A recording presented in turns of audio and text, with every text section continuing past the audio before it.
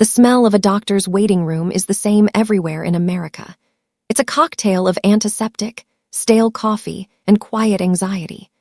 I was sitting on one of those lime green plastic chairs that seem designed to numb your lower back, staring at a poster advising me to check my cholesterol when my phone buzzed in my purse. It was my only daughter, Harper. A small, reflexive smile touched my lips. Even at 71, with my joints aching and my heart still bruised from losing Arthur, seeing her name on the screen brought a flicker of light. I cleared my throat, trying to sound stronger than I felt. "Hello, honey," I answered. "I'm just at Dr. Evans' office for that checkup you—" "Mom, listen," Harper cut me off. Her voice sounded strange, tight, metallic.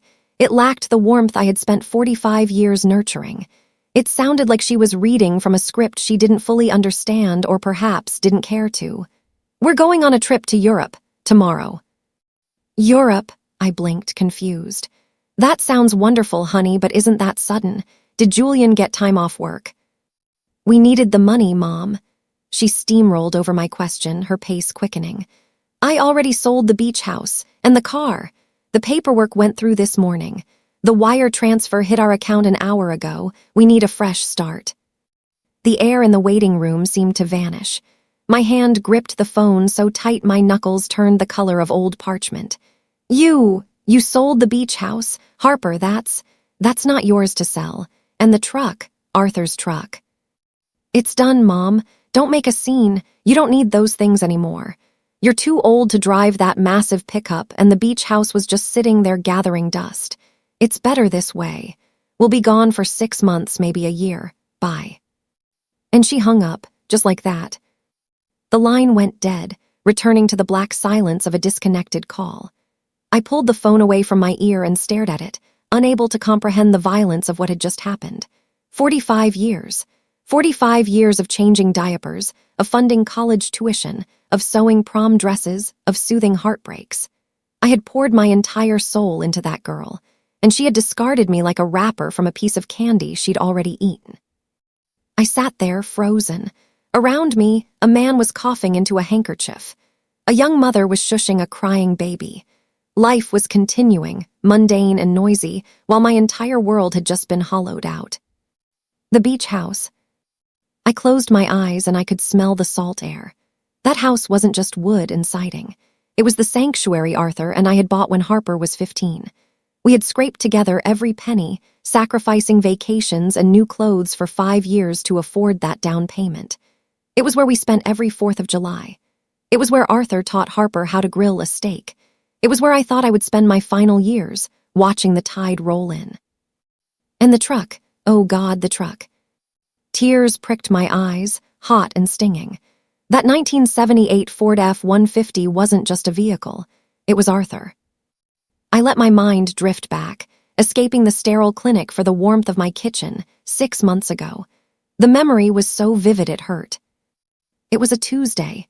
It was raining, a soft, tapping rain against the window pane. Arthur was sitting at the head of the table, just as he had every morning for 4.5 decades. The smell of his brewing coffee, dark and rich, filled the room. He had already buttered my toast, cutting it diagonally just the way I liked it. "Good morning, my love," he had said, his voice raspy with sleep but warm like a hearth fire. He leaned over and kissed my forehead.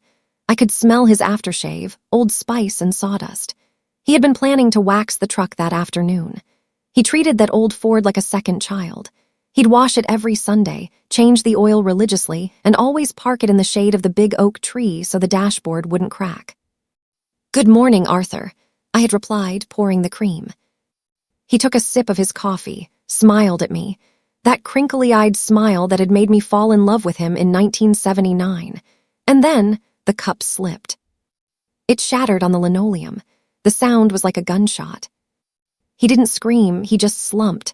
One moment he was my Arthur, strong and steady, and the next he was gone. A massive heart attack, the coroner said later. Quick, painless. But it wasn't painless for me. The pain had simply been transferred. Since that day, Harper had been more present, or so I thought. She came over 3 times a week. She helped me with the funeral arrangements, picking out the casket with a somber face. She drove me to the grocery store. She even suggested this doctor's appointment. "Mom, you need to take better care of yourself now that you're alone," she'd said, touching my arm with that smile I mistook for love. Now I knew. It wasn't love, it was inventory. She was checking on her assets. She was making sure the old woman was capable of signing papers, or perhaps looking for signs of senility she could exploit. She had suggested I sign a power of attorney, just in case of emergencies, right after the funeral. I was so lost in the fog of grief, so desperate for someone to lean on, that I signed it without reading a single line. How could I be so stupid? "Mrs. Vance." The nurse's voice snapped me back to reality. I looked up, dazed. A young woman in blue scrubs was holding a clipboard, looking at me with professional impatience. "The doctor is ready for you now." I stood up. My legs felt heavy, like they were filled with lead. I walked into the examination room, went through the motions. The doctor, a kind man named Dr. Evans who had treated Arthur for his blood pressure, listened to my heart and checked my reflexes. "You're in remarkably good health for 71, Aliner," he said, scribbling on his chart. "Blood pressure is a little high, but that's to be expected with the stress of losing Arthur. You just need to rest more, eat better, maybe take a trip, get some sea air." I almost laughed. A hysterical, bitter bubble rose in my throat. Sea air. I didn't have a beach house anymore. I didn't have a car to drive there. "Thank you, doctor," I said, my voice sounding hollow. I'll try to rest." I left the office and walked out into the blinding afternoon sun. The heat hit me like a physical blow. Usually I would walk to the parking lot, find Arthur's truck, which I had been driving since he passed, and go home. But the spot where I usually parked was empty. "Right, she sold it." My hand reached into my purse and brushed against my bus pass. I hadn't taken the bus in 20 years. Arthur had been a bus driver for 40 years. He drove the number 12 crosstown route, and when he retired, he swore we'd never take public transit again if we could help it. He wanted to drive me everywhere himself. I walked to the bus stop, my sensible heels clicking on the pavement. I sat on the metal bench, surrounded by strangers. To my left, a teenager with purple hair was blasting music through headphones. To my right, an elderly man was asleep, his mouth slightly open. I felt invisible. That's the thing about being an old woman in America. You simply cease to exist. You become part of the scenery, like a fire hydrant or a mailbox. People look right through you. When the bus arrived, a hulking, wheezing machine that smelled of diesel and damp wool, I climbed the steps.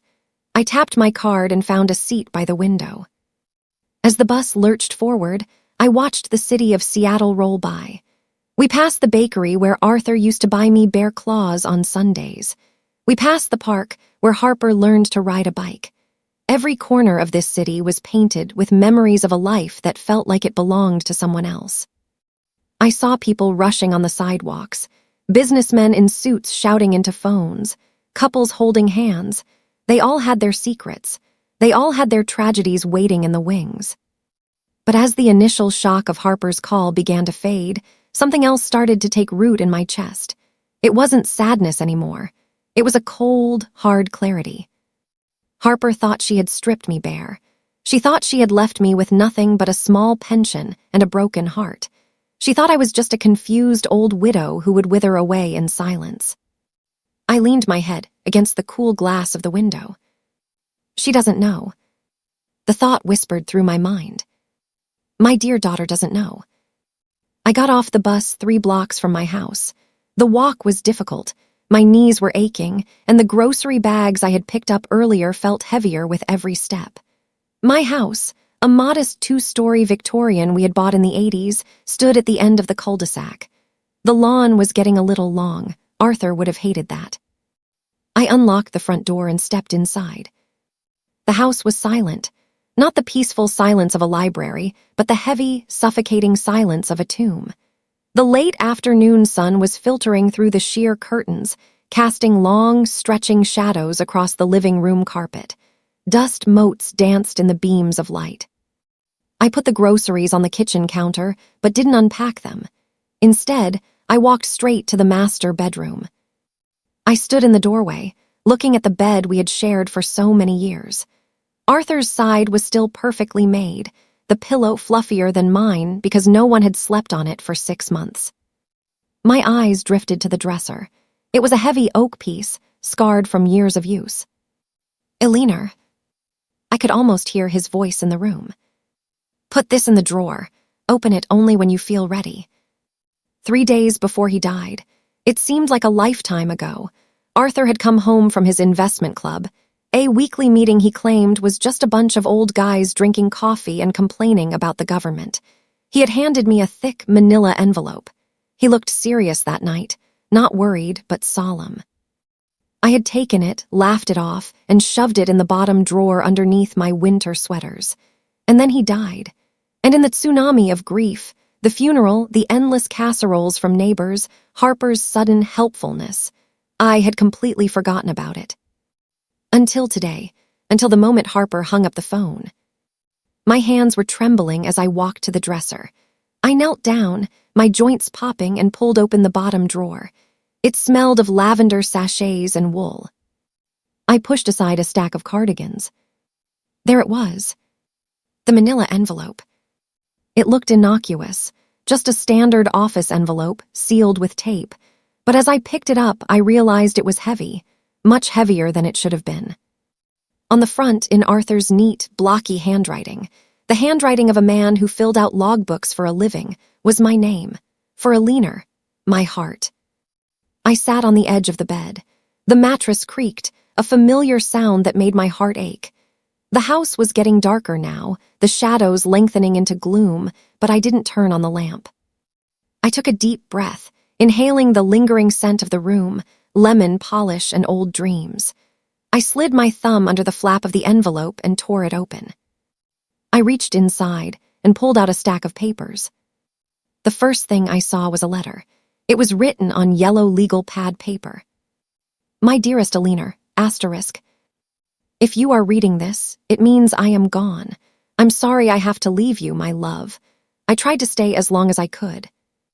Forgive me for not telling you everything while I was alive. I know you worry. You always worried about the bills, about Harper's tuition, about the roof leaking. I wanted to protect you from the burden of these decisions. But I wasn't just driving a bus all those years, Elle. I was listening. I was watching.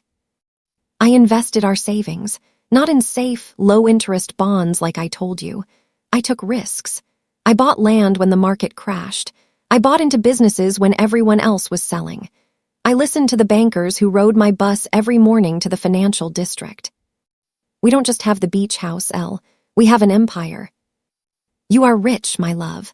You always were rich in spirit, but now you are rich on paper, too. Don't let anyone take advantage of you. Not the banks, not the lawyers. And God forgive me for saying this, not even Harper. I love our daughter, but she has a blindness to her, a hunger for things she didn't earn. She doesn't understand the value of a dollar the way we do. Everything is in your name, or rather, in the name of the company I built for you. I love you forever. Arthur. Tears were streaming down my face now, hot and fast, dripping onto the yellow paper. "Oh, Arthur," I whispered to the empty room. "You stubborn, secretive old fool." I set the letter aside and looked at the other documents. My breath hitched in my throat. There were deeds, original deeds with official seals. A deed for a commercial complex in downtown Seattle. A certificate of ownership for a Motel 6 franchise on the coast. Stock certificates for tech companies I recognized from the news, companies that had started in garages back in the 90s. And then I saw it, the document that made me gasp aloud in the silent room. It was a deed for a residential property, a 20-story apartment building in the trendy arts district. The address was familiar. It was asterisk the Summit Towers, asterisk asterisk. My hand flew to my mouth. The Summit Towers, that was where Harper and Julian lived. They lived in the penthouse. They bragged about it constantly. Julian always talked about how exclusive the building was, how the management company was so strict, how much the rent cost, rent they often asked us to help cover during tough months. I looked closer at the document. The owner of the building wasn't a conglomerate, it was a holding company. Vance Properties, LLC. And the sole beneficiary of Vance Properties, LLC, was a leaner Vance. Arthur hadn't just invested. He had bought the roof over our daughter's head 10 years ago and never told a soul. He had been her landlord this entire time, hiding behind a management company, probably to ensure she always had a safe place to live, even if Julian's business ventures failed. I shuffled through the bank statements included at the bottom of the stack. I looked at the balance of the main checking account. I counted the zeros. Once, twice, 3 times. I wasn't looking at thousands. I wasn't even looking at hundreds of thousands. I was looking at millions. I dropped the papers onto the quilt. The numbers swam before my eyes. Arthur, my Arthur, the man who brown-bagged his lunch every day for 40 years, who fixed his own plumbing to save $50, who wore the same winter coat for a decade. He was a multimillionaire. And he had left it all to me. I sat there as the sun finally set and the room plunged into darkness. The silence of the house didn't feel heavy anymore. It felt pregnant, expectant. I thought about Harper's voice on the phone. "We needed the money. I already sold your beach house." She thought she had stripped me of my assets. She thought she had taken the only things of value her father had left behind. She thought she was the smart one, the modern one, running off to Europe with my money to live a life of leisure while I rotted away in this old house. A sound escaped my lips. It started as a chuckle, dry and rusty, and then it grew. I laughed. I laughed until my stomach hurt. I laughed until the tears on my cheeks dried up. It was a dark, dangerous laugh. My daughter had started a war. She had fired the first shot by selling my sanctuary and my husband's truck. She had underestimated me. She saw a frail old woman in a green waiting room chair. She didn't know she was dealing with the owner of her own home. I wiped my face and stood up. I walked to the window and looked out at the streetlights flickering on. I wasn't just a leaner Vance, the widow. I was a leaner Vance, the CEO. "Okay, Arthur," I whispered to the night sky. "You did your part, now let me do mine." I turned on the bedside lamp. The golden light flooded the room, illuminating the pile of documents that would change everything. I needed a plan, and I knew exactly who to call first. I didn't sleep that night. Sleep felt like a luxury for the living, and for the first time in 6 months, I felt truly alive, though it was a sharp, electric kind of vitality born of shock. I spent the hours between midnight and dawn wandering the hallways of my silent house. My footsteps on the hardwood floors were the only sound, a rhythmic asterisk thud creak thud that I had known for 40 years. I carried Arthur's letter with me like a shield. I touched the walls he had painted a soft eggshell blue. I ran my hand along the banister he had sanded and varnished with his own calloused hands. Everywhere I looked, I saw the deception. But it wasn't a malicious deception. It was a fortress. Arthur hadn't hidden the money to keep it from asterisk me. He had hidden it to keep it asterisk for asterisk me.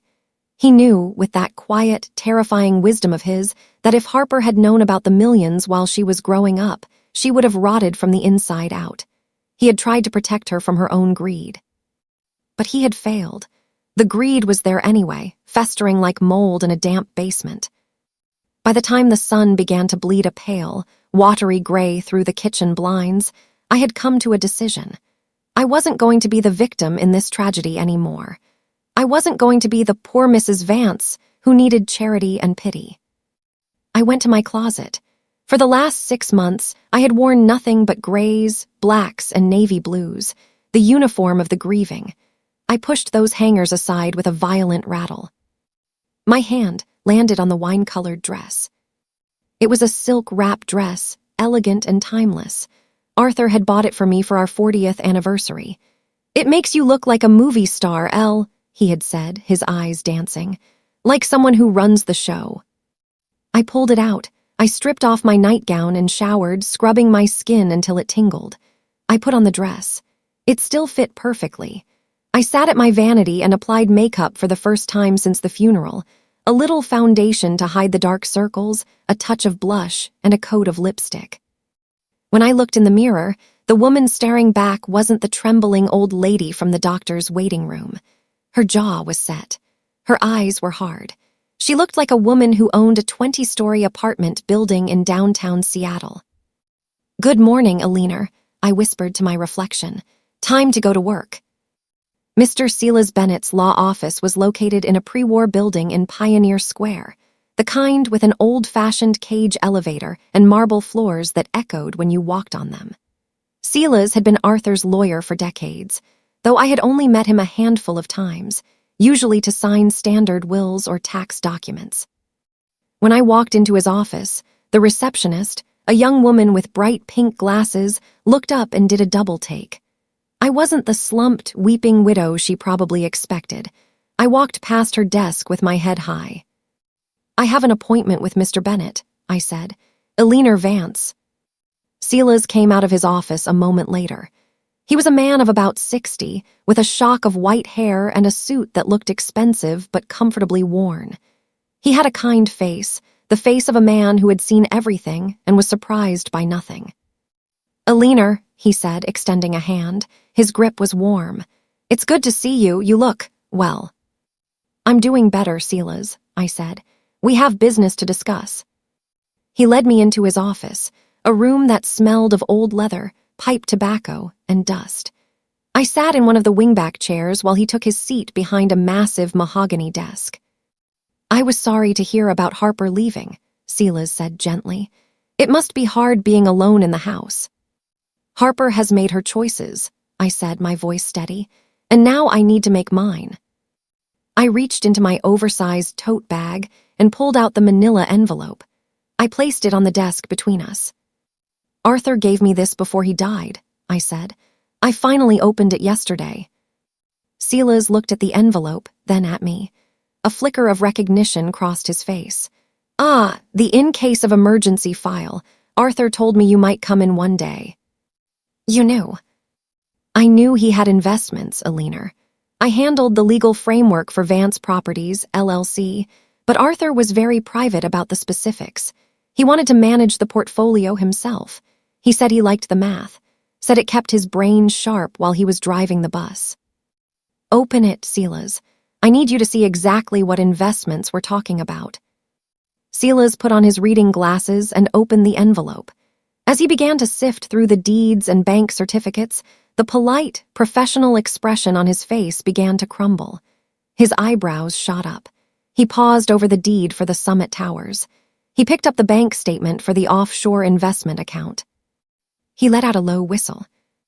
"Good Lord," he muttered. He looked up at me over the rim of his glasses, his eyes wide. "Alina, Arthur wasn't just smart, he was a genius. This portfolio, this is substantial. We're talking about a net worth in the mid-8 figures." "I know," I said, "and nobody knows but us, especially not my daughter." Silas leaned back, tenting his fingers. Arthur was adamant that the ownership of the apartment building remain anonymous. He used a management firm to handle the tenants. He said he didn't want complications with family. "The complication is named Harper," I said dryly, "and she just sold my beach house." Silas frowned. "The beach house, that was in your name and Arthur's. She couldn't have sold it." "I signed a power of attorney right after the funeral," I admitted, feeling the flush of shame on my neck. "She told me it was to help with the bills. She used it to liquidate the house and Arthur's truck yesterday. She's in Europe now, spending the money." Silas's face hardened. He pulled a legal pad toward him and uncapped a fountain pen. "That is fraud, Alina, or at the very least, a breach of fiduciary duty. Power of attorney is for your benefit, not hers. We can contest the sale. If the buyers haven't closed escrow completely, or if we can prove she acted against your interests." "I want the house back, Silas," I cut in. "I don't care what it costs. Nullify the sale. Tell the buyers the signature was obtained under duress. Pay them off if you have to, but get me my house back." "I can do that," Silas said, scribbling furiously. "It might take a week or two, but the law is on your side. And the truck." "The truck, too." "And Harper, do you want to press charges?" I looked out the window at the gray Seattle sky. I thought about Harper as a baby, curling her tiny hand around my finger. I thought about the coldness in her voice yesterday. No, I said softly. No police, no courts, not yet. Then what do you want to do? I turned back to him. I want to remain a ghost, Silas. Officially, I am a poor, destitute widow who has been robbed by her daughter. I want everyone to believe that. The neighbors, the bank tellers, and especially Harper. She needs to believe I have nothing. Silas looked confused. Why? Because if she knows I have money, she'll come back just to take it. She'll feign love, she'll apologize, she'll manipulate me. I don't want her fake love, Silas. I want to teach her a lesson. I want to educate her on what happens when you treat people like garbage. I leaned forward, my voice dropping to a whisper. I want total control of Vance Properties. I want to be the active owner of the Summit Towers. And when she comes back, I want to be ready. Silas studied me for a long moment. Then, a slow, shark-like smile spread across his face. He closed the folder. Mrs. Vance, he said, I think Arthur would be terrified of you right now, and very, very proud. Consider it done. The following weeks were the strangest of my life. I was living two existences simultaneously. Inside the house, I was a CEO. I spent my afternoons with spreadsheets spread out on the dining room table, learning the difference between a yield rate and a cap rate. I spoke to Silas daily. We secured the beach house. The buyers were furious but backed down when Silas threatened a lawsuit regarding the validity of the deed. We found the truck at a used car lot in Tacoma and bought it back for twice its value, parking it in a rented garage a few blocks away to keep it hidden. But outside the house, I was the pitiful widow Vance. I walked to the grocery store with a slight limp I didn't actually have. I wore my old gray cardigans. I counted coupons at the checkout line with trembling hands, making sure the cashier saw me struggling. One Tuesday afternoon, I was watering the hydrangeas in the front yard, the only splash of color I allowed in my public life, when Loretta Higgins waddled over. Loretta had lived next door for 30 years. She was a woman who fed on gossip the way a hummingbird feeds on nectar. She had a heart of gold, supposedly, but her tongue was sharp enough to slice bread. "Eleanor, honey," she called out, leaning over the white picket fence. "I haven't seen you in days. How are you holding up?" I lowered the hose and put on my mask. I let my shoulders slump. I forced a sad, wobbly smile. "Oh, Loretta," I sighed. "I'm surviving, just surviving." Loretta's eyes gleamed with hungry curiosity. "Is it true? I heard from the postman that Harper went to Europe. France, was it?" "Yes," I said, looking down at my shoes. "She and Julian, they had an opportunity. They left in quite a hurry." "And left you all alone," Loretta clicked her tongue. "After everything you did for that girl, and I noticed Arthur's truck is gone. Did she take that too?" "They needed the money," I said, my voice barely a whisper. "They sold the truck and the beach house." Loretta gasped. It was a theatrical sound, sucking all the air out of the neighborhood. "The beach house, your sanctuary. Oh, Eleanor, that is criminal, leaving her own mother with nothing. How will you manage? Arthur didn't leave much of a pension, did he?" "We'll make do," I said, wiping a non-existent tear from my cheek. "I still have this house, for now." "Well," Loretta said, puffing up with the importance of being the benevolent neighbor. "If you need anything at all, you just come knock on my door. I made a lasagna last night, way too much for just me and Bill. I'll bring you a plate. You look like you're wasting away." "You're too kind, Loretta," I said. "Thank you." As she bustled away, practically running to call the other neighbors with the juicy news of my destitution, I felt a strange thrill. It was the thrill of the undercover agent. They looked at me and saw a victim. They didn't see the woman who had just authorized a $50,000 renovation for the lobby of the building where my daughter lived. It was lonely, yes, but it was also empowering. For the first time, I held all the cards. A week later, Silas called with news. The paperwork for the beach house was final. It was mine again. I needed to see it. I took the bus to the coast. It was a 2-hour ride, bumpy and smelling of stale chips, but I endured it. I needed the reality check. When the bus dropped me off in the small coastal town of Ocean Shores, the wind was whipping off the Pacific, cold and salty. I walked the familiar mile to our street, my coat pulled tight around me. And there it was. The little cream-colored bungalow with the wraparound porch. It looked exactly the same, yet entirely different. It stood silent against the dune grass. I didn't go in. I couldn't bear to go in yet. Instead, I sat on the curb across the street, just watching it. I closed my eyes, and the years peeled back. I saw a 5-year-old Harper running through the sprinklers on the front lawn, her laughter sounding like bells. I saw a teenage Harper sitting on those steps, sulking because we wouldn't let her go to a party, Arthur sitting beside her, patiently explaining why we worried. "I hate this place," she had screamed then. "It's boring and old." "One day you'll appreciate peace, Peanut," Arthur had said. She never did learn to appreciate peace. She only appreciated price tags. "Can I help you, ma'am?" I jumped. A man was standing in the driveway of my house. He was middle-aged, wearing a windbreaker, looking annoyed. It was the man who had tried to buy it, or rather, the man who thought he had bought it. "Oh," I stammered, standing up. "I'm sorry, I was just admiring the house. I used to know the people who lived here." The man huffed, crossing his arms. "Yeah, well, it's a mess. We thought we bought it last week. Got a great deal, a steal, really." "Really?" I asked innocently.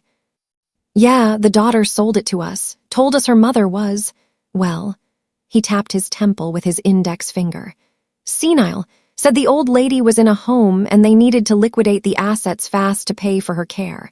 We rushed the paperwork to help them out." My blood ran cold. The wind seemed to freeze in my lungs. Senile, in a home.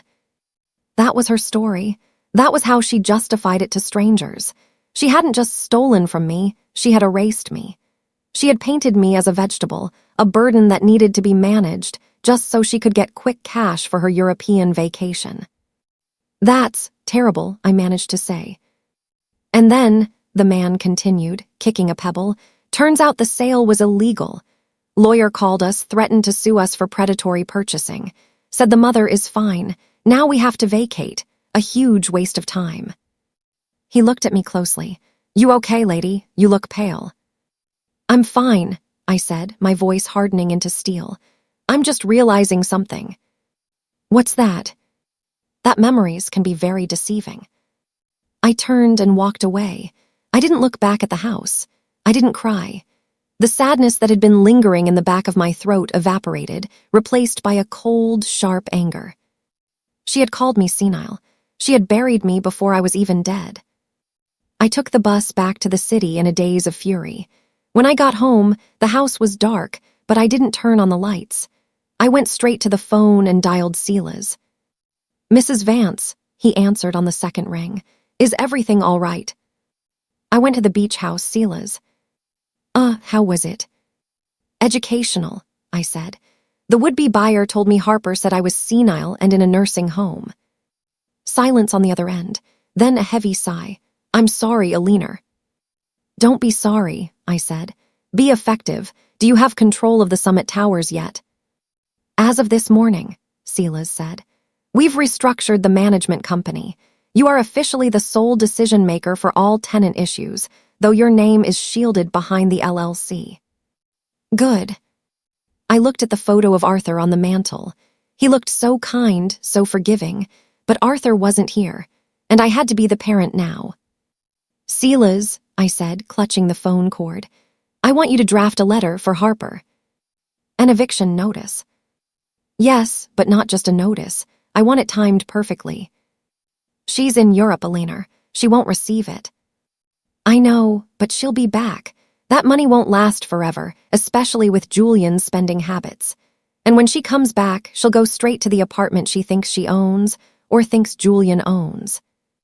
I took a deep breath. I want the eviction notice waiting for her.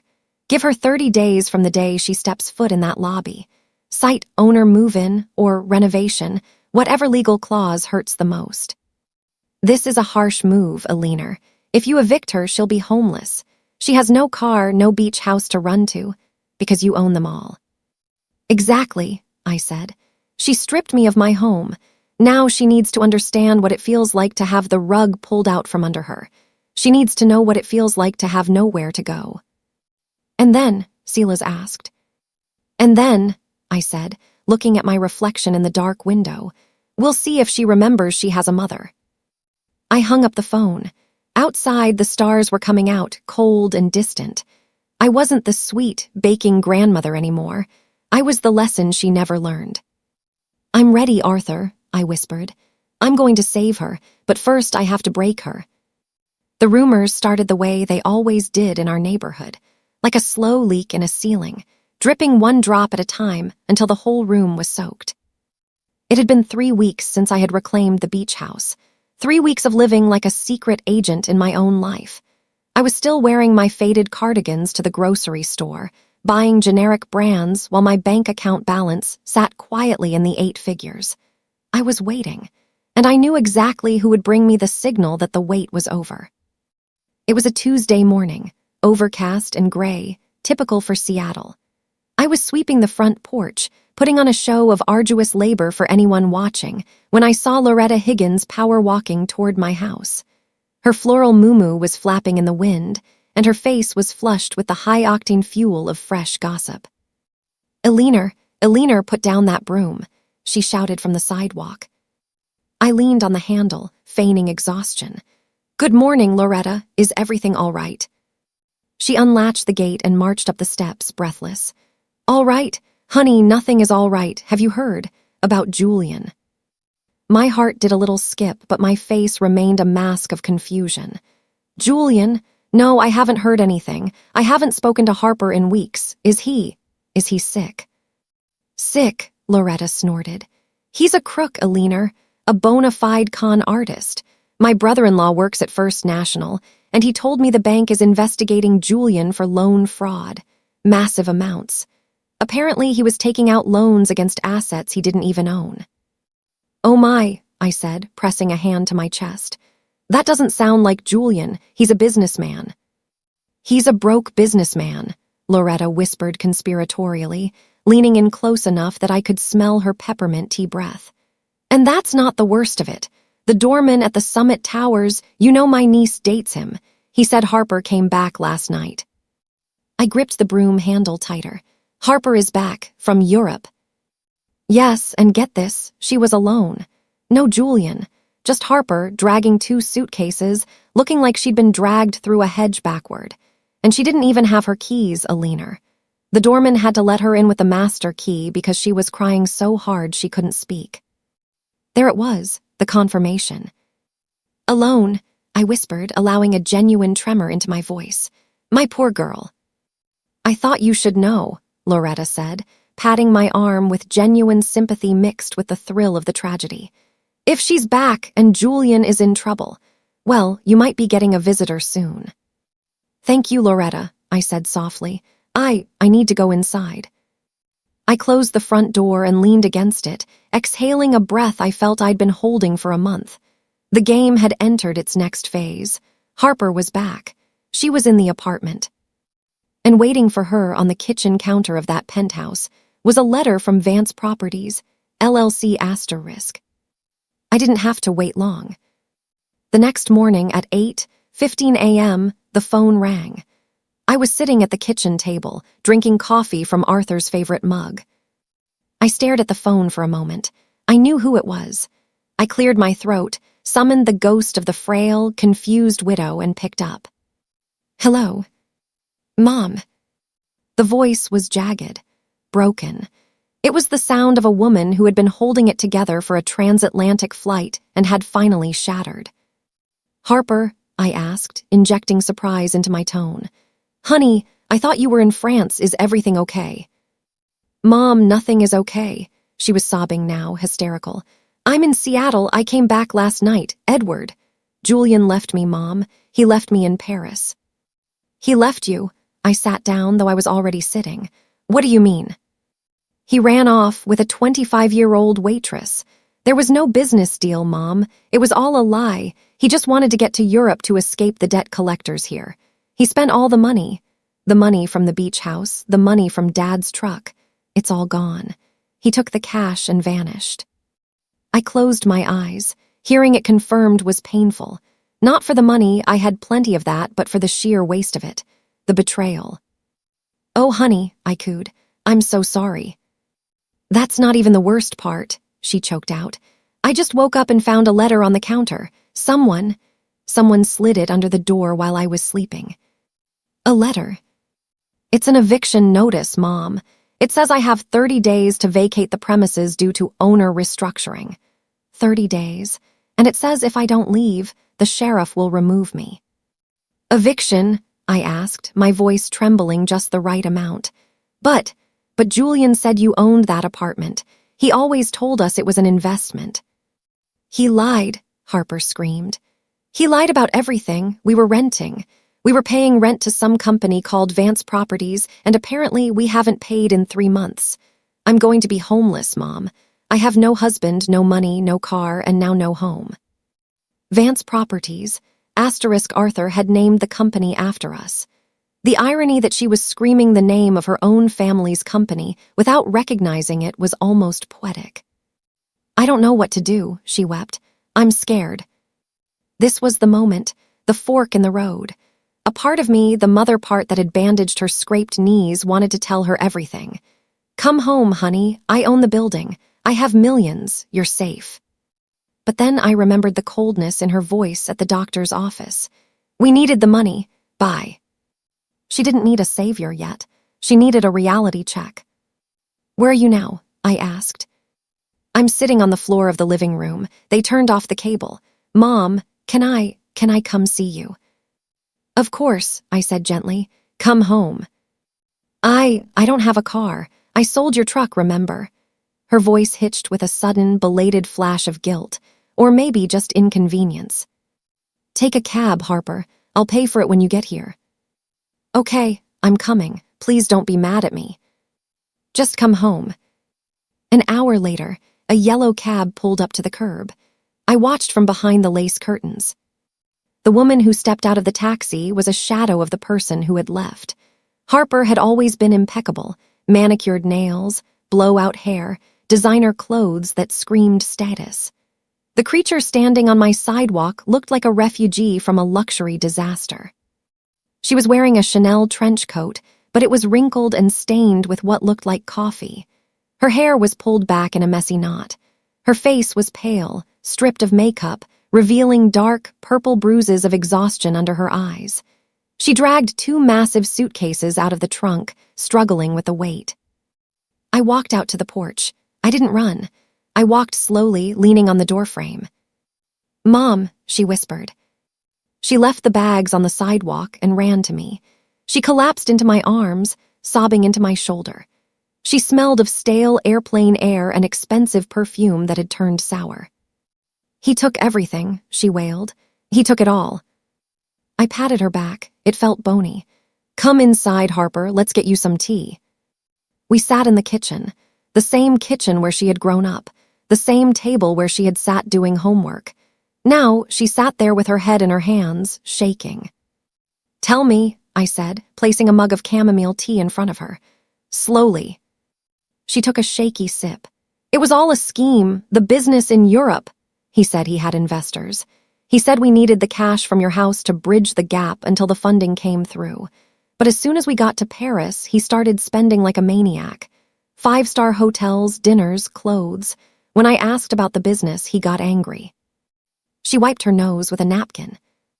"Then, 3 days ago, I woke up and he was gone. He left a note, a cowardly note on the hotel pillow. He said it was over. He said he was in love with someone else, and he had drained the joint account. He left me with €200 and a maxed-out credit card." "And the apartment?" I asked, keeping my face neutral.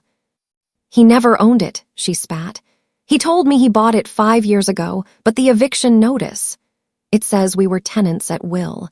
And since he stopped paying the rent, the owner, this Vance Properties, they're kicking us out." "That sounds terrible, honey." "It is. I called a lawyer on the way here, a free legal aid one. He said that since my name is on the lease as an occupant, the eviction goes on my record. No one will rent to me now, Mom. Even if I had money, which I don't, I'm blacklisted." She looked up at me, her eyes red and swollen. "Mom, I have nowhere to go, can I? Can I stay here just for a while until I figure this out? I looked at her. I saw the desperation, but I also saw the entitlement. She assumed the answer was yes. She assumed that despite selling my house and my car, despite leaving me for dead, the door would always be open. And it was, but the price of admission had changed. "This is your home, Harper," I said. "You can stay in your old room." "Oh, thank God," she exhaled, slumping in the chair. "I promise I won't be a burden. I just need to rest for a few days, maybe a week, and then I'll find a way to fix this." A few days, a week. She still thought this was a temporary glitch. She thought she could snap her fingers and go back to her old life. "Stay as long as you need," I said. "As long as it takes for you to grow up," I added silently. "I'll go get my bags," she said, standing up. She stopped at the door and turned back. "Mom, I'm sorry about the beach house. I really am. If I had known Julian was going to steal the money, I never would have sold it." If I had known. That was the key phrase. She wasn't sorry she sold it. She was sorry the gamble hadn't paid off. She was sorry she had been scammed, not that she had hurt me.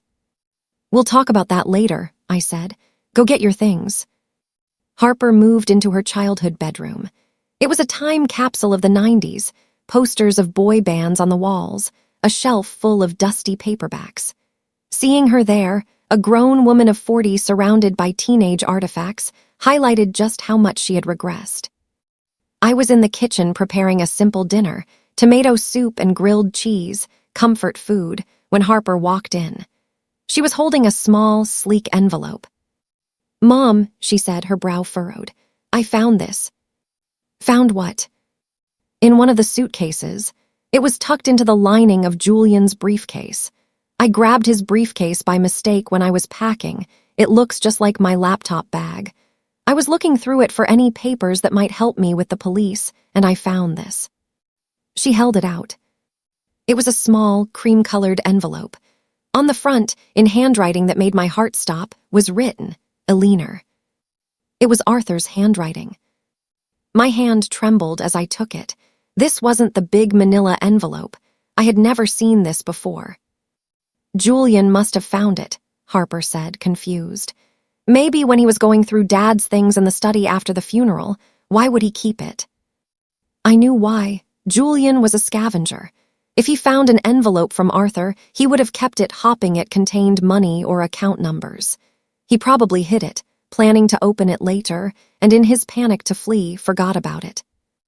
I opened it right there. Harper watched me closely. Inside, there was no letter, just a small silver key, and a card with a number, Box 247, First National Bank. "What is it?" Harper asked, leaning in. Her eyes suddenly sharpened. The tears were gone, replaced by a glimmer of greed. "Is that a safety deposit box key?" I think so," I stammered. I wasn't acting this time.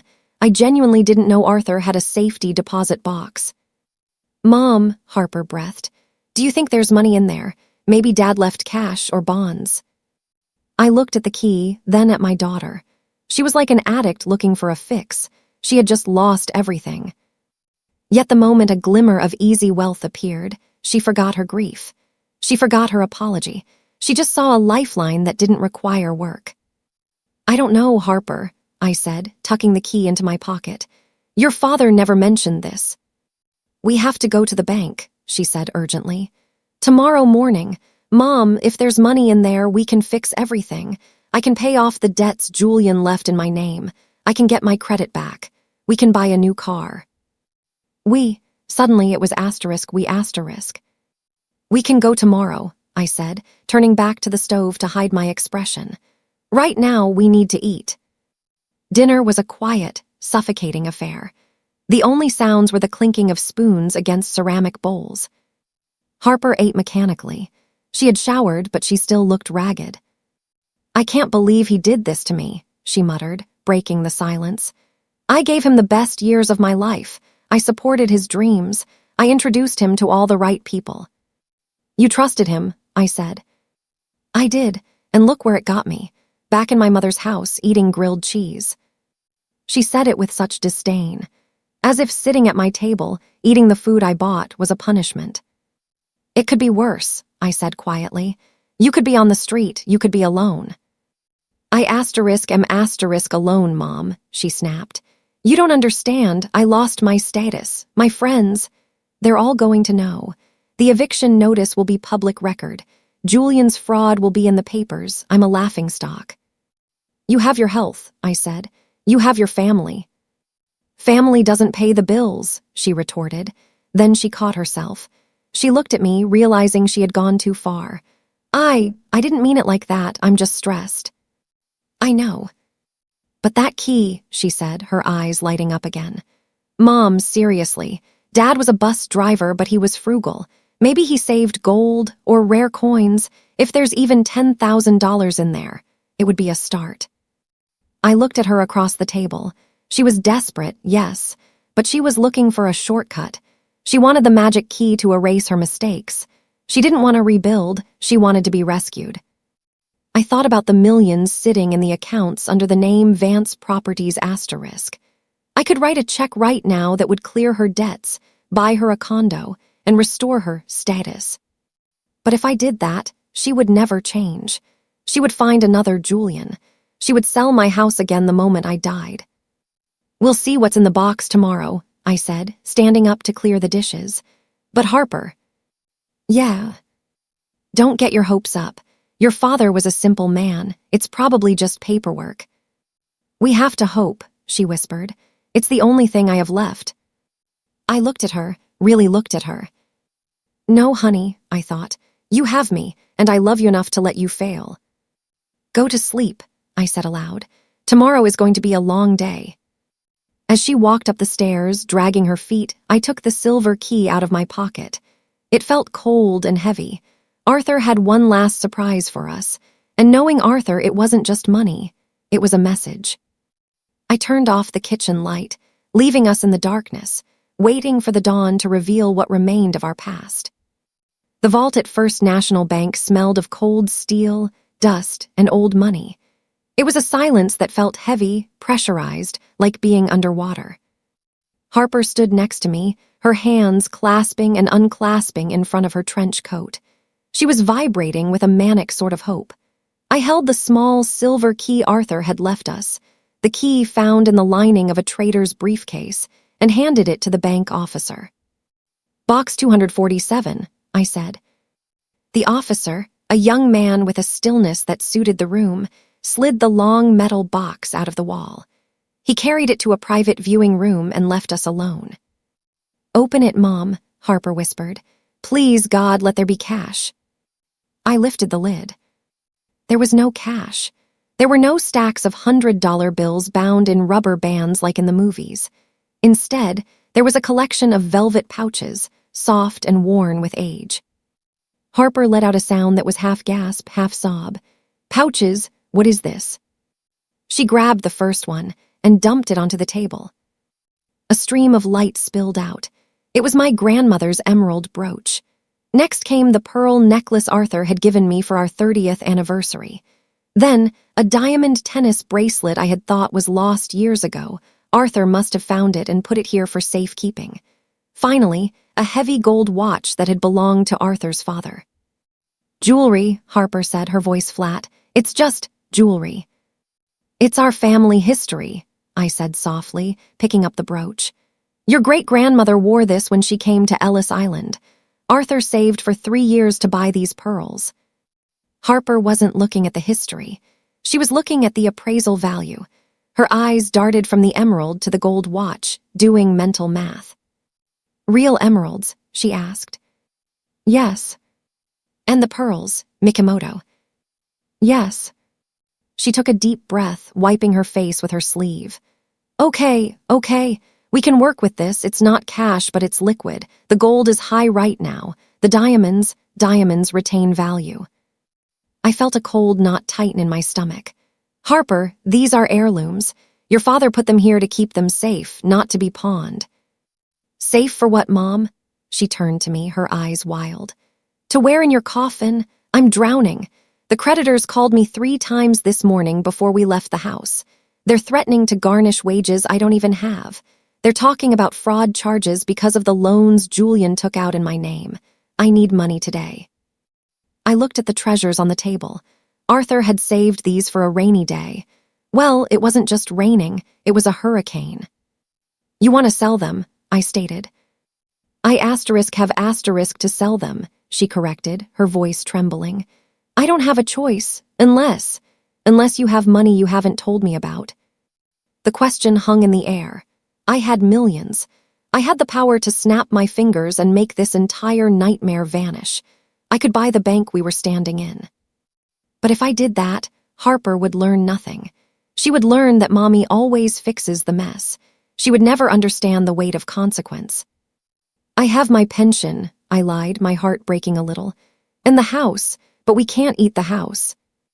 Harper slumped. Then we sell the jewelry. I'm sorry, Mom. I swear when I get back on my feet, I'll buy them back. I promise. You won't, asterisk, I thought. Once they're gone, they're gone. Do what you have to do, I said, turning away so she wouldn't see the tears in my eyes. The rest of the day was a blur of humiliation. We didn't go to a pawn shop. Harper insisted on a reputable estate buyer downtown, but the feeling was the same. It was a transaction of desperation. I sat in a velvet chair while Harper haggled with a man in a bow tie who looked at my grandmother's brooch through a loop with clinical detachment. The setting is dated, the man said, tossing the brooch onto a scale. But the stone is decent. I can give you $4,000 for the lot. $4,000, Harper's voice pitched up. The watch alone is worth $2, and the pearls. The market is flooded, miss. People are selling, not buying. Take it or leave it. Harper looked at me. I stayed silent. This was her battle. Fine, she whispered. 4,000. She signed the papers. I watched as the man swept 40 years of memories into a drawer and counted out $100 bills. When we walked out onto the rainy Seattle street, Harper clutched the envelope of cash to her chest. She looked sick. It's not enough, she muttered. It's barely a drop in the bucket. The credit card debt alone is $20,000. The personal loan Julian took out is $50,000. This just keeps the wolves away for a week. Then you need a plan, I said. A real plan, not just selling things. I know, she snapped. I need a job. I'll start applying tomorrow. I have a degree in communications. I have 10 years of experience in PR. I'll get something. She sounded confident, but I knew the world she was trying to re-enter. It was a world that checked credit scores and court records, and Harper was about to find out just how toxic her name had become. That night, while Harper was furiously typing cover letters in her bedroom, my phone rang. I took it in the laundry room, closing the door and running the dryer to mask my voice. Mrs. Vance, Silas Bennett's voice was crisp. I have an update on the debt situation. Tell me, I said, leaning against the washing machine. It's worse than we thought, but also better. The debt is substantial, nearly $200,000, including the car loans and credit cards. But my investigator found something interesting. What? The loan documents for the $50,000 personal loan. The signature didn't look right. We ran a comparison. Julian forged Harper's signature, and he did a sloppy job. I let out a breath. He forged it. Yes, and not just that one.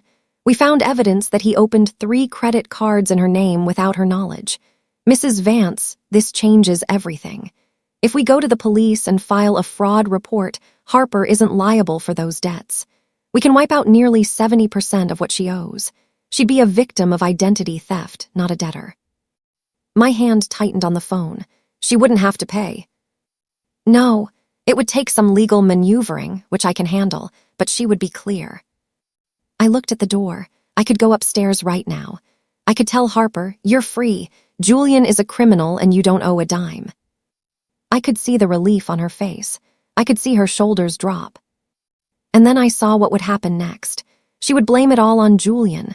She would say, see, I'm a victim. None of this was my fault. She would never reckon with the fact that she had enabled him, that she had been blinded by greed, that she had treated me like garbage to fund a lifestyle she couldn't afford. She would go right back to being the Harper who sold my beach house. Mrs. Vance, Silas asked. Do you want me to call her? No, I said. The word tasted like ash. No. Not yet, Silas. Keep the evidence. Prepare the file. Have it ready to file at a moment's notice. But do not tell her. Alina, Silas said, dropping the professional title. This is cruel. She's selling family heirlooms. She's terrified. I know, I whispered, tears pricking my eyes again. I watched her sell her grandmother's brooch today. It broke my heart. But Silas, she hasn't changed yet. She's still looking for the easy way out. She needs to feel the weight of this. She needs to know what it's like to have to work your way out of a hole. You're playing a dangerous game. I'm saving my daughter's life, I said firmly. Hold the file. I'll tell you when it's time. The next 2 weeks were a slow-motion car crash. Harper treated her job hunt like a military campaign. She put on her best suits, though they were growing loose on her frame as she skipped meals. She printed resumes on high-quality paper. She went to interview after interview. And every evening, she came home a little more defeated. They loved me, she told me one Tuesday, throwing her purse on the sofa. The PR firm downtown. The manager said I was perfect. Then they ran the background check. The eviction, I asked. The eviction, the credit score. It's in the toilet, Mom 450, I'm a liability. Who wants a PR manager who can't even manage her own rent? They rescinded the offer. By Friday, the desperation had turned into panic. The $4,000 from the jewelry was gone, eaten up by minimum payments and groceries. I have to get money, she paced the kitchen. I have to. There was a flyer, I said casually, pointing to the counter. I brought it in with the mail. Sparkle City Cleaning Services. They're hearing night shifts. Harper looked at the flyer as if it were a dead rat. Cleaning? Mom, I have a master's degree. I'm not scrubbing toilets. Work is work, Harper. It pays $15 an hour. I'm not doing it. 2 days later, the power company sent a final notice for the unpaid bills Julian had left in her name at the old apartment. She needed $300 by Friday, or it would go to collections. On Thursday afternoon, I saw Harper pick up the flyer. She dialed the number, her hand shaking. Hi, she said, her voice small. I'm calling about the night shift opening. Yes, I can start immediately. Harper's first shift was a Tuesday night. She left the house at 9:00 p.m. wearing a uniform she had been issued that afternoon, a shapeless blue polyester tunic and matching pants. I look like an inmate, she muttered, looking in the hallway mirror. You look like someone who is paying her bills, I said, handing her a travel mug of coffee. Head up, Harper. She didn't come home until 6:00 a.m. I was waiting in the kitchen. When the door opened, Harper stumbled in. She looked wrecked. Her hair was frizzy from humidity. Her hands were red and raw. She smelled of industrial bleach and ammonia. She didn't say a word. She just sat at the table and put her head down on the cool wood. How was it? I asked softly. I cleaned 3 floors of a law office, she mumbled into her arms. 3 floors, 50 trash cans, 10 bathrooms. Someone missed the toilet in the men's room. I had to clean it. She lifted her head. Her eyes were rimmed with red. My back feels like it's breaking. My feet are bleeding. I'm pretty sure I have a blister the size of a quarter on my heel. I'll get the Epsom salts, I said. Soak your feet. I saw people, she said, her voice distant. Lawyers working late. People I used to go to college with. I saw a guy named Greg I knew from marketing. He looked right at me, Mom. He looked right at me and he didn't even see me. I was just the cleaning lady. I was invisible. I paused, the bag of Epsom salts in my hand. Now you know how it feels. She looked at me sharply. What? To be invisible. To be the person in the background making someone else's life comfortable. She held my gaze for a moment, then looked away.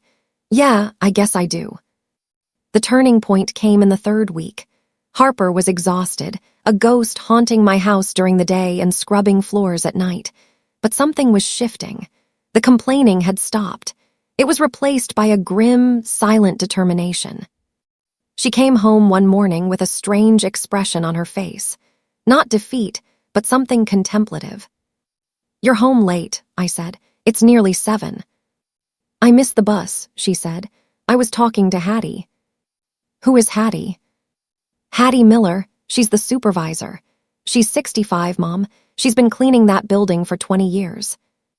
Harper poured herself a glass of water and leaned against the counter. "I was crying in the break room last night," she admitted. "I was just so tired, and I felt so sorry for myself. Hattie came in. I thought she was going to yell at me for slacking off." "What did she do?" "She poured me a cup of coffee, and she sat down. She told me to look at her hands." Harper looked at her own hands, chapped, nails cut short, no polish. "She said, 'Girl, dirt is dirt. It don't care who you were yesterday. It only cares if you get it up today.' She told me she raised 3 kids on that job, put 2 of them through college. She said there's no shame in honest sweat, only in honest theft." Harper laughed, a short, dry sound. "She asked me why I was there. I told her the truth. I told her I had everything and I blew it. I told her about the beach house, about Julian, about how I treated you." "You told her that?" I asked, surprised. "Yeah, I expected her to judge me, but she just laughed. She said, 'Well, honey, at least you know you're stupid. That puts you ahead of most people. Now pick up that mop and earn your redemption.'" Harper looked at me. Her eyes were clear. "She's right, Mom. I've been waiting for a rescue. I've been waiting for the fraud charges to clear, or for Julian to send money, or for you to, I don't know, find a hidden treasure." She took a sip of water. "But nobody is coming, are they?" "No, honey," I said, my voice thick with emotion. "Nobody is coming." "Good," she said, and for the first time in her life, she sounded like she meant it. "Then I guess I have to save myself." She went upstairs to sleep. I stayed in the kitchen, staring at the phone. I could call Sela's right now. I could end the night shift chapter of her life. I watched her trudging up the stairs, her back aching, her pride stripped away, leaving something raw and real underneath. "Not yet," I whispered to the empty room. "She's almost there." It was the hardest thing I had ever done. Watching my child suffer when I had the cure in my pocket was a torture I wouldn't wish on anyone. But as I watched her silhouette disappear into the shadows of the hallway, I knew I was right. The Harper who had left for Europe was dead. The woman taking her place was a stranger to me, but I was beginning to like her. "Keep scrubbing, baby," I thought. "You're cleaning more than just floors." The change in Harper didn't happen with a bang. It wasn't a cinematic moment with swelling violins and a sudden epiphany. It happened in the quiet, gritty spaces of everyday life. It happened in the way she walked through the front door at 6:30 a.m. after an 8-hour shift on her knees, not dragging her feet with the weight of martyrdom, but with the heavy, solid step of exhaustion earned honestly. It had been 6 weeks since she started at *Sparkle City Cleaning Services. On a rainy Thursday morning, she came into the kitchen while I was making toast. She was still wearing her blue uniform, which was stained with something dark near the hem. Her hair was pulled back in a practical, no-nonsense bun. She placed a brown paper bag on the table. "I stopped at the bakery on the way home," she said, her voice raspy from lack of sleep. "I bought the sourdough you like, the one with the rosemary crust." I looked at the bag. "Harper, you didn't have to do that. You need to save your money." "I wanted to," she said, pulling out a chair. She reached into her pocket and pulled out a check. It was a physical paycheck, crumpled at the edges. She smoothed it out on the table. The amount was $542.18. In her old life, $500 was a pair of shoes. It was a dinner for 2 with wine. It was nothing. But Harper looked at that piece of paper with a reverence I had never seen her direct toward a platinum credit card. "I paid the electric bill online before I left work," she said, staring at the check. "And I put $50 toward the credit card minimum. It's not much, but the balance went down. It actually went down, Mom." She looked up at me. Her eyes were clearer than they had been in years. The frantic, hunted look was gone, replaced by a duller but stronger light. "I earned this," she whispered. "Nobody gave it to me. Julian didn't sign for it. You didn't loan it to me. I scrubbed floors for this." "It's a good feeling, isn't it?" I asked, buttering the toast she had bought. It's a terrifying feeling, she corrected, because I realize how hard it is to make it, but, yeah, it's good. It feels real. She took a bite of the bread. She didn't complain that it wasn't a croissant from Paris. She just ate it, savoring the taste of her own contribution. That afternoon, I was sitting on the porch swing, watching the rain drizzle onto the hydrangeas. Loretta Higgins came over, holding a Tupperware container of her famous potato salad. Loretta sat next to me, the swing groaning slightly under our combined weight. She watched Harper through the living room window. Harper was vacuuming the rug. She wasn't just pushing the machine around, she was moving furniture, getting into the corners. You know, Loretta said, peeling back the lid of the container, I owe you an apology, Alina. Oh, I asked, raising an eyebrow. For the potato salad, because last time it had too much mustard. Loretta swatted my arm playfully. Hush, no, for judging you. She gestured toward the window with a plastic fork. When Harper first came back, and I saw you letting her take the bus, letting her work that cleaning job, I told Bill you had a heart of stone. I said, how can a mother watch her baby suffer like that when she has a roof over her head? And now, Loretta said softly, I see a woman in there, not a princess, a woman. We watched Harper wipe sweat from her forehead and move to the dusting. My niece, Loretta continued, the one who lives in Portland, her parents bailaid her out every time she messed up, paid her rent, paid her parking tickets. She's 42 now and she still calls her daddy when she gets a flat tire. She never grew up because she never had to. Loretta turned to me, her eyes serious.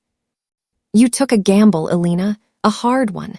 If I had done this, I would have caved the first time she cried. But you held the line. It hurt, Loretta, I admitted, my voice trembling slightly.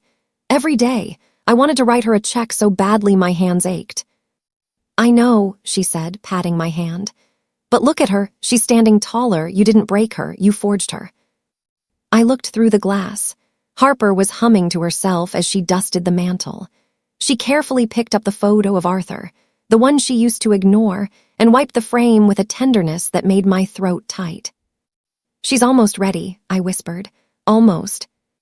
The call came 2 days later. It was a Friday morning. Harper was in the kitchen, counting her tips from the night before. Sometimes the office workers left a few dollars on their desks for the cleaning crew. The phone rang, shattering the quiet domesticity. I picked it up. Hello. Mrs. Vance, Silas Bennett said. It's time. My stomach did a somersault. Are you sure? The police report regarding Julian is filed. The forensic accounting is complete. The transfer of the deeds to your name, publicly, is ready to execute. And, well, I think she's waited long enough. Okay, I said. When? Bring her in at 10:00 a.m. Tell her it's about the fraud charges. I hung up the phone and turned to Harper. She was looking at me, her hands still gripping a crumpled $5 bill. She saw the expression on my face and went pale. What is it? She asked. Is it the police? Did they find me? It was Mr. Bennett, I said. He wants to see us now. Harper dropped the money. Her hands started to shake. Oh God, it's the loans, isn't it? They're going to arrest me. Julian forged my name, but they don't believe me. I'm going to prison, Mom. She started to hyperventilate, packing the small kitchen. I can't go to jail. I have a shift tonight. I can't lose my job. I walked over and grabbed her shoulders. They felt solid under my hands. Harper, look at me. She stopped, her eyes wide and terrified. You are going to go into that office. You are going to listen to what the man says. And whatever happens, we will deal with it. You are not running away. You are not hiding. Do you understand? She took a ragged breath. She closed her eyes for a second, summoning something from deep inside, something Hattie Miller had taught her, perhaps. When she opened them, the panic was contained. Not gone, but caged. Okay, she said. I'll get my coat. I won't run. Silas Bennett's office felt different this time. The last time I was here, I was a secret agent plotting a coup. Today, I was a mother bringing her child to Judgment Day. We sat in the leather wingback chairs. Silas sat behind his desk, his face unreadable. He had two thick folders in front of him. One was blue, one was red. Harper sat on the edge of her seat, clutching her purse so tightly her knuckles were white. She looked small in her thrift store blazer, but she held her chin up. "Miss Vance," Silas began, his voice grave. "Thank you for coming." "Am I going to be arrested?" Harper blurted out. "Just tell me, I need to know." Silas allowed a small, compassionate smile to touch his lips. He pushed the *** blue folder asterisk across the desk. "Open this, please." Harper hesitated, then reached out with a trembling hand. She opened the folder. She scanned the top document, then the next. She stopped breathing. This says exoneration." She looked up, confused. "My investigators tracked Julian to a hotel in Lyon," Silas said. "We also obtained the original loan documents from the bank. We hired a handwriting expert. The conclusion is definitive. Julian Thon forged your signature on the promissory notes, the credit card applications, and the car loans." Harper started to cry, silent, shocked tears. "We have filed a fraud packet with the creditors," Silas continued. "As of this morning, the $200,000 debt attached to your name has been legally classified as identity theft. You are not liable, Harper. You are debt-free. Your credit score will be restored within 60 days. Harper slumped back in the chair, covering her face with her hands. A sob broke from her chest, a sound of pure, unadulterated relief. "He didn't win," she gasped. "He didn't ruin me." "No," I said softly. "He didn't." She looked at me, her face wet. "Mom, did you hear? I'm free. I can start over. I can get a real apartment. I can." "There is one more thing," Silas interrupted. His tone shifted. It became heavier. Harper froze. "What?" Silas placed his hand on the ** red folder **. He looked at me for permission. I nodded. "The debt was only half of the equation," Silas said. "The other half is about assets." "Assets," Harper frowned. "I don't have any assets. I sold everything. I sold Mom's jewelry." "Your mother," Silas said, pushing the red folder toward her, "has been very busy." Harper opened the red folder. The first document was the deed to the beach house. Harper read it, her brow furrowed. This is the deed to the beach house, but it's dated 2 months ago. It lists the owner as Alina Vance." She looked at me. "Mom, I thought the sale went through. Did the buyers sell it back to you?" "Keep reading," I said. She turned the page. The Summit Towers. Owner, Vance Properties LLC. Sole beneficiary, Alina Vance. Harper stared at the paper. She blinked as if trying to make the words rearrange themselves. She read the address, 1400 Pine Street, her building, her penthouse. She turned the page. * Bank of America. Checking account ending in 4490. Balance, $2,450. 0. She turned the page. * Vanguard Investment Portfolio. Total value, $14,200,000. Harper stopped turning pages. Her hands went still. The room was so quiet I could hear the hum of the hard drive in Silas's computer. She looked up. Her face wasn't fearful anymore. It was blank with shock. "Mom," she whispered, "what is this?" "Your father," I said, my voice steady, "was a very smart man. He invested every penny we saved. He built a fortune, Harper. He hid it because he wanted us to live simply. He wanted to protect you from becoming, well, exactly who you became." Harper looked at the deed to the apartment building again. The realization hit her like a physical blow. Her mouth fell open. "Vance Properties," she breathed. "The eviction notice. It came from Vance Properties." She looked at me, her eyes widening in horror and disbelief. "You?" "Yes," I said. "You evicted me." Her voice rose, cracking. "Mom, I was sleeping on the floor. I was eating ramen noodles. I called you crying because I was homeless. And you owned the building. You owned the apartment I was crying in." "Yes." "Why?" She stood up, the chair scraping loudly against the marble floor. "Why would you do that? Do you hate me? I suffered, Mom. I scrubbed toilets. I was humiliated. I sold Grandma's brooch for pennies. I bought the brooch back, I said calmly. Sela's went to the buyer the next day. It's in my safe. Harper stood there, trembling. You had millions, millions, and you watched me beg for a job at a cleaning company. You watched me bleed. Why? I stood up too. I walked around the desk until I was standing right in front of her. I took her hands. They were rough, calloused. They were the hands of a worker. Because I love you, I said. This isn't love, she cried. This is torture. No, Harper. Love is doing what is necessary, not what is easy. I squeezed her hands. When you called me from that doctor's office, I said, my voice hardening, you didn't treat me like a mother. You treated me like an ATM that had run out of cash. You sold my sanctuary. You sold your father's memory. You didn't care if I died alone, as long as you got to go to Europe. Harper flinched. She looked down. If I had told you about the money when you came back, I continued, what would have happened? You would have been relieved. You would have hugged me. And then, a week later, you would have asked for a new car. A month later, you would have asked for a new condo. You would have learned that no matter how badly you mess up, Mommy's money will fix it. I lifted her chin, so she had to look at me.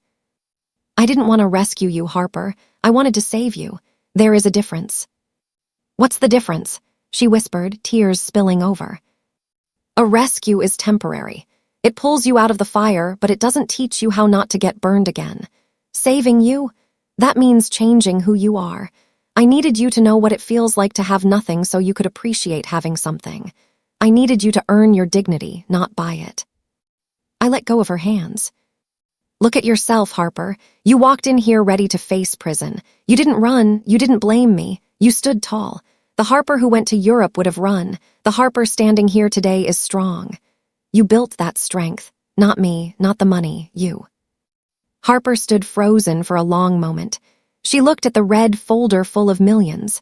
Then she looked at her calloused hands. She looked at me. The anger drained out of her face. It was replaced by a profound, crushing clarity.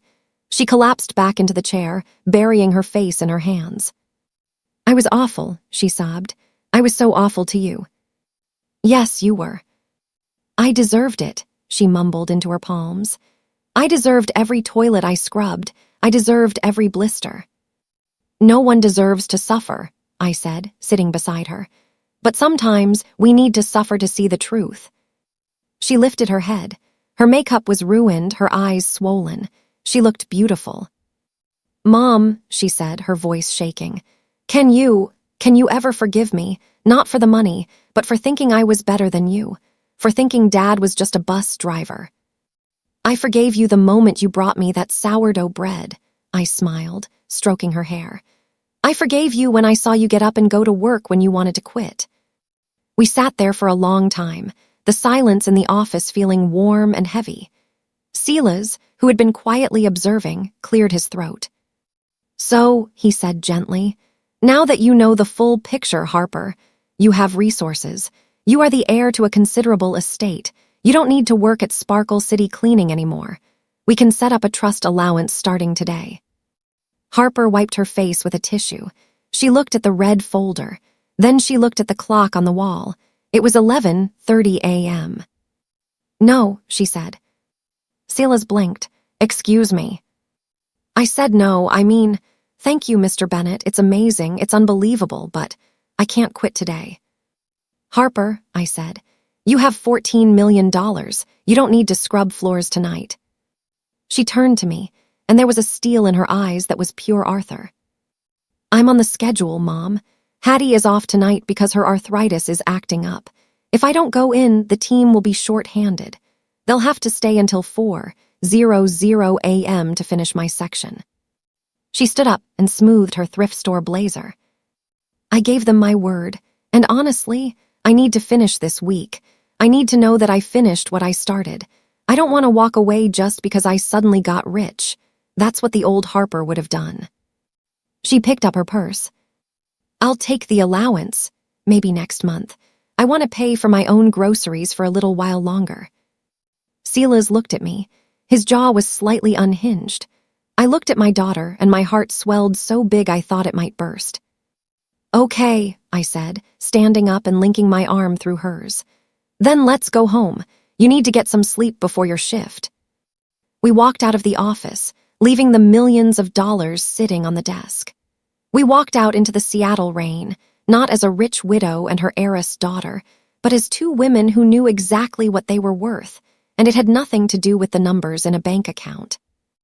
"Mom," Harper asked as we waited for the elevator. "Yes, honey." "Can we take the bus home? I don't want to waste money on a cab." I laughed, a loud, joyous sound that echoed off the marble walls. "Yes, Harper, we can take the bus." Peace is a strange thing. When you've lived in a storm for so long, first the storm of grief, then the storm of betrayal, and finally the storm of reconstruction, silence can feel loud. But 6 months after the revelation in Silas Bennett's office, the silence in our home wasn't heavy anymore. It was the comfortable, breathing silence of a house that had healed. I sat at the kitchen table, a stack of grant applications for the newly formed Arthur Vance Foundation spread out before me. My coffee was hot. The window was open, letting in the crisp Seattle autumn air. Across from me, Harper was highlighting a textbook thick enough to stop a bullet. "Social welfare policy," she muttered, capping her yellow highlighter with a satisfying click. "This professor is a sadist, Mom. I have a 20-page paper due Tuesday on the systemic failures of the foster care system." "You can do it," I said, signing a check for a local food bank. "You managed to clean the entire 30th floor of the Wells Fargo building in 4 hours. A 20-page paper is a vacation." Harper smiled. It was a real smile now. It reached her eyes, crinkling the corners where the stress lines used to be. She looked different. She had cut her hair into a practical bob that framed her face. She wore no makeup, just a touch of moisturizer. She was wearing a sweater she had knitted herself, a new hobby she claimed was cheaper than therapy. "By the way," she said, reaching for her backpack, "here's my rent check and the utilities share." She slid 2 envelopes across the table. I looked at them. "Harper, you know you don't have to." "I know, that's why I do it." She was adamant. Despite knowing that the Vance Properties asterisk accounts held millions, and that technically she was the heiress to an empire, Harper lived strictly off the savings she had accumulated from her cleaning job and her current stipend as a graduate research assistant. She paid for her own tuition at the University of Washington. She drove Arthur's old truck, which we had fully restored. "If I don't pay my way," she said, taking a sip of water, "I'll forget what it costs, and I promised myself I'd never forget again." She stood up and slung her bag over her shoulder. "I'm heading to campus. Oh, and I'm stopping by the cleaning depot on the way back. Hattie's retirement party is today. Give her my love." I said, "I will." As she walked out the door, the screen slamming shut with a familiar asterisk, thwack asterisk, I looked at the envelopes on the table. Inside was money earned by a woman who had rebuilt herself from the ground up. It was more valuable to me than the entire inheritance. The break room at Sparkle City Cleaning Services smelled of industrial coffee and bleach, a scent that now triggered a weird sense of nostalgia in Harper. She walked in carrying a sheet cake from Costco. The room erupted in cheers. "College girl is back." Hattie Miller was sitting at the head of the wobbly plastic table, wearing a sash that said asterisk, "I'm retired, not expired." She looked frail. Her arthritis had been getting worse, but her eyes were as sharp as tacks. "Harper," Hattie beamed, her gold tooth flashing, "I thought you were too busy saving the world to visit us old ladies." "Never too busy for you, Hattie," Harper said, setting down the cake. "Happy retirement." The party was rowdy and warm. Harper laughed, ate cake, and swapped stories about the toilet of terror on the 14th floor. But as the party wound down, Hattie pulled Harper aside near the lockers. "So," Hattie said, leaning on her cane, "I heard a rumor." Harper stiffened slightly. "What kind of rumor?" "I heard that you ain't exactly who we thought you were. One of the new girls," her cousin works at the courthouse, said she saw the name Vance on some big property deeds. Said you're the daughter of the woman who owns the Summit Towers. Harper looked at the old woman. She could have denied it. She could have played it down. It's true, Hattie, Harper said softly. My mother owns it. We have money. Hattie studied her face for a long, uncomfortable minute. She looked at Harper's scuffed boots. She looked at her rough hands. You had millions, Hattie asked. Yes. And you were here at 2:00 a.m. scrubbing gum off the carpet for $15 an hour. Yes. Hattie shook her head slowly, a slow grin spreading across her face. Well, I'll be damned. You know, most rich folks act poor to save a buck. You acted poor to save your soul. I didn't act, Hattie. I was asterisk poor. I was empty. The money was there, but I wasn't allowed to touch it until I learned how to live without it. Hattie reached out and squeezed Harper's arm. Well, you learned, girl. You earned your keep here. I don't care if you own the moon and the stars. You're a good worker. And that's the only title that matters in this room. Thank you, Hattie, Harper whispered, blinking back tears. Now go on, Hattie swatted her away. Go get that fancy degree, and when you're running the world, don't forget the people who clean up after it. That evening, the sun was setting in a blaze of orange and purple. We were on the porch, Arthur's favorite time of day. I was knitting poorly, and Harper was reading a letter that had arrived in the afternoon mail. The envelope had a French stamp and a prison seal.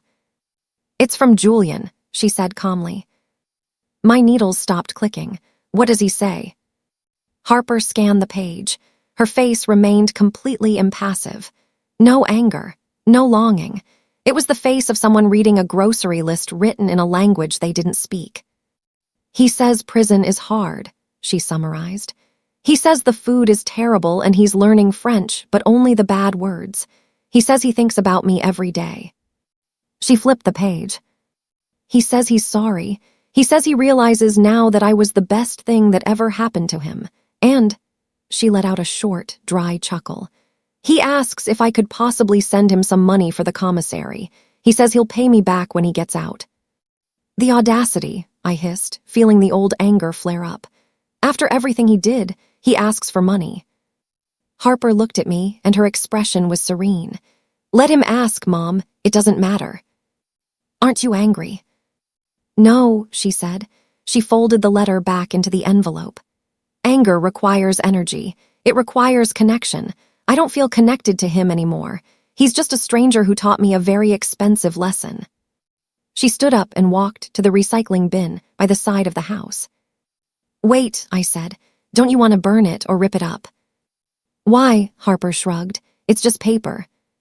She dropped the letter into the bin, right on top of a junk mail flyer for pizza coupons. He doesn't get a dramatic moment, she said, brushing her hands off. He doesn't get to be a tragedy in my life story. He's just a footnote, a typo I corrected. She sat back down and picked up her tea. So, about this weekend, are we still going to the coast? I smiled. The Julian chapter was closed. The book was moving on. Yes, I said, we're going home. The drive to the coast was quiet, but it was a companionable silence. We took Arthur's truck. Harper drove. She handled the big vehicle with ease now, her hands steady on the wheel that her father had held for so many years. When we pulled into the driveway of the beach house, the air smelled of salt and pine needles. The house looked tired. The windows were dusty, and the garden was overgrown with weeds. The for sale sign the previous buyers had put up was gone, replaced by nothing but the wind. We got out. Harper stood by the truck, looking up at the cream-colored siding. It looks smaller than I remember, she said. That's because you've grown, I replied. We spent the day cleaning. It was a ritual. We weren't just removing dust. We were scrubbing away the stain of the transaction. We opened all the windows to let the sea breeze blow through the stale rooms. I was in the kitchen, wiping down the counters, when I heard Harper in the living room. She was talking to someone. Hi, Dad, she was whispering. I'm back. I froze, rag in hand. I'm sorry I sold your chair, she continued, her voice thick with emotion. I'm sorry I tried to sell our memories, but I promise I'm going to fill this house with something better now. I walked into the living room. Harper was standing in the center of the room, looking at the empty spot where Arthur's recliner used to be. "Mom," she said, turning to me, "I've been thinking." "About what?" "About what to do with this place. We can't just keep it as a vacation home. It feels selfish. We have the money to go anywhere in the world. We don't need this house just for us." "What do you have in mind?" "My program has a partnership with a domestic violence shelter in downtown Seattle," Harper said, her eyes lighting up with the same intensity she used to have for designer shoes, but now directed at something holy. "One of the biggest problems women face when they leave abusive partners is the bridge period. They leave the emergency shelter, but they aren't ready for independent housing yet.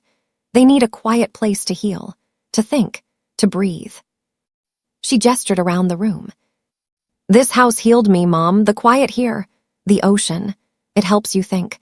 What if we turned the beach house into a retreat, the Arthur Vance Sanctuary? We could host families for 2 weeks at a time, fully paid. We stock the fridge, we pay the utilities, we give them a safe place to rebuild their plans." I looked at my daughter.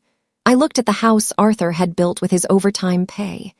He had always been the man who brought stray dogs home, the man who fixed the widow's fence down the street for free. "He would love that," I said, my voice trembling. "He would absolutely love that." "We can use the foundation to fund the upkeep," Harper said, her mind already working on the logistics. "I can coordinate the families through my social work program. It won't be a hotel. It will be a home." "A home," I repeated.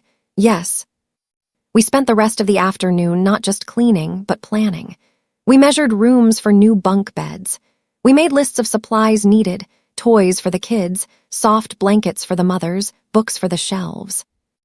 The house wasn't just ours anymore. It was going to belong to everyone who needed a second chance. That night, after Harper had gone to bed exhausted from the cleaning, I stepped out onto the porch. The ocean was roaring in the distance, a rhythmic, eternal sound. The sky was a canopy of diamonds, clear and cold. I wrapped my cardigan tighter around me, the same gray cardigan I had worn when I was poor, but now it just felt cozy. I sat in the rocking chair and looked up at the brightest star. "Well, Arthur," I said aloud, "we did it." I took a sip of my tea. "You were right about the money. It is dangerous. But you were wrong about one thing. You thought you had to hide it to protect us. But the truth is, the money didn't save us. The lack of it did." I thought about the journey of the last 6 months, the doctor's waiting room, the bus rides, the shame, the secrets, the look on Harper's face when she showed me her first paycheck. The look on her face, today, when she gave away her inheritance to help strangers. "She's okay, Arthur," I whispered. "She's more than okay, she's good, she's kind, she's strong." I closed my eyes and let the sea air fill my lungs. For months, I had thought wealth was the stack of papers in the red folder. I thought wealth was the deeds, the stocks, the zeros in the bank account. But as I sat there, listening to my daughter sleep peacefully inside the house we had reclaimed, I realized the truth. True wealth isn't what you have, it's what you can walk away from. Harper could walk away from the millions and be fine. She could walk away from status and be fine. She carried her worth inside her now, in her calloused hands and her open heart. I smiled at the stars. "You can rest now, my love," I said. "The girls are all right." And in the quiet of the night, with the waves crashing against the shore, I felt a warmth settle over my shoulders. It wasn't the wind. It wasn't the wool. It was Arthur. And for the first time in a long time, the story wasn't about what we had lost. It was about what we had built.